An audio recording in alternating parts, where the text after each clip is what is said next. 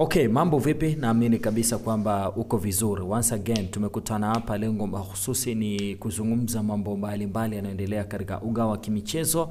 Hashtag ni michezo katika lugha nyepesi sana. Sasa ninaamini kabisa kwamba unajua kwamba Young Africans wanajiandaa na mchezo wao siku ya hiyo kesho, ambapo watakuwa na kipiga dhidi kikosi cha Singida Big Stars katika uwanja wa New Amani Stadium, mchezo ambao utapigwa majira ya saa 12 na dakika saa 2 na dakika 15 kwa saa za Afrika ya Mashariki. Moja kati ya mchezo ambao kila mmoja anausubiri kwa hamu sana. Why? Kwa sababu Young Africans anatafuta namna ya kushinda makombe matano katika msimu wake wa kwanza. Utajiuliza kivipi? Young Africans alianza na ngao ya jamii. Young Africans alianza na Toyota Cup ambaye alichukua pale Afrika Kusini. Young Africans akabeba ngao ya jamii, Young Africans akabeba muungano, Young Africans akabeba ligi kuu Tanzania bara, na sasa anatazamia kuibeba FA mbele kikosi ya Singida. Utakuwa ni msimu bora sana kwa upande wake, lakini pia atakuwa ameongeza idadi ya makombe ambayo ameyabeba katika msimu mmoja. Lakini ni Yanga hao ambao wameandika historia kwenye ligi kuu Tanzania bara wakiubeba ubingwa wa ligi kuu Tanzania bara wakiwa na alama zao 81. Ni kwa mara ya kwanza tangu tumeingia katika mfumo wa timu 16 kushuhudia timu moja ikibeba ubingwa na wingi wa alama hiyo. Rekodi ile kuwepo ni alama 80 ambayo ilifikiwa na aliyekuwa kocha kikosi hiko Miguel Gamondi. Lakini hata kwenye upande wa mabao, Young Africans wamefunga mabao mengi zaidi ya mabao 80 katika msimu wa kwanza tangu wamerejelea katika kilele hiko na tangu tumeingia katika mfumo wa timu 16. Unadhani hiyo ndio story ulionileta hapa?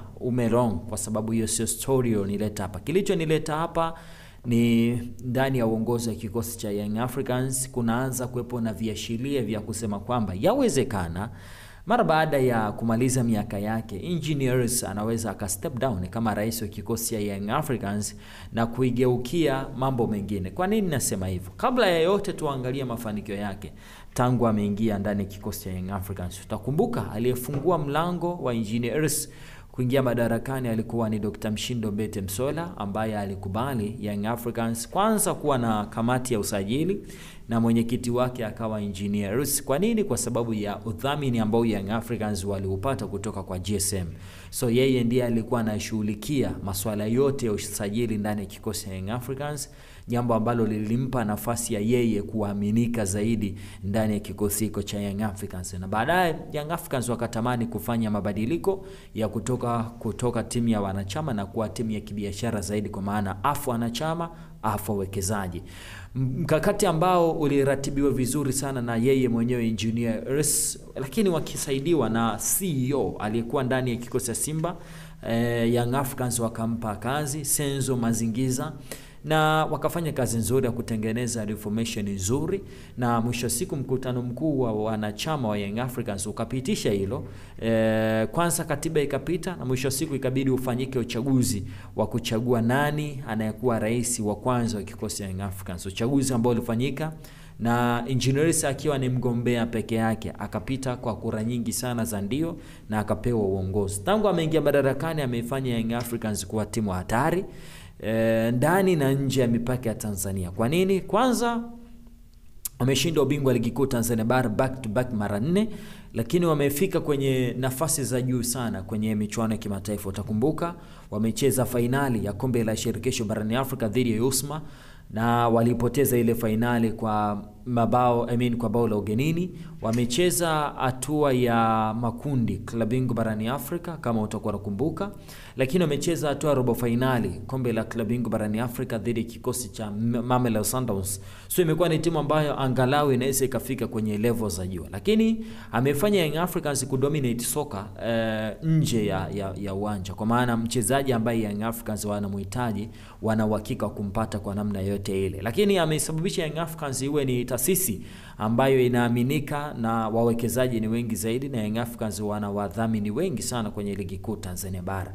Zipo ahadi ambazo aliziweka wazi, lakini hizo ahadi mpaka sasa hivi hazijatimizwa kwa kiasi kikubwa. Moja kati ya ahadi aliyoiweka ni ya kujenga uwanja wa Young Africans, na kitu ambacho mpaka sasa hivi kisha kinasubiriwa kwa hamu ni ule mradi wa DMDP ambao unapita kwenye mto Msimbazi mpaka pale Jangwani, na Young Africans wanataka wafanye pale pawe ndo uwanja wao nyumbani. Lakini pia walipewa ardhi kubwa sana kule Kigamboni, zaidi ya eka 100 kama nitakuwa sahihi, ambazo inabidi zifanyiwe uwekezaji mkubwa, ikiwa ni pamoja na kujenga makambi na nini, manake Avic Town ya mie kule. Haya yote hayajatimizwa. Lakini wakati wana Yanga wakiwa wanajiuliza haya yote yatatimizwa lini, Engineers siku ya leo amechukua fomu ya kugombea, ya kutia nia katika jimbo la Kigamboni, jimbo ambalo limekuwa na ushindani mkubwa, lakini wapo watu wengi ambao waliwahi kupatamani hapo na wakaishia